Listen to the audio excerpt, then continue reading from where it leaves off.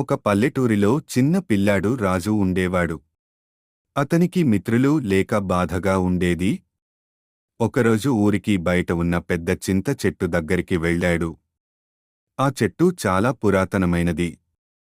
రాజు చెట్టు కింద కూర్చుని నాకు మిత్రులు కావాలి అని చెప్పాడు. అప్పుడు ఆశ్చర్యంగా ఆ చెట్టు మాట్లాడింది. ఓ రాజు, నేను నీ మిత్రుడిని కావచ్చు. నన్ను సందర్శించు, నీ కథలు చెప్పు అన్నది చెట్టు. రోజూ రాజు చెట్టు దగ్గరికి వచ్చేవాడు. చెట్టు పక్షులు, గాలి, చీమల గురించి కథలు చెప్పేది. రాజు వాటిని వినేసి ఆనందపడేవాడు.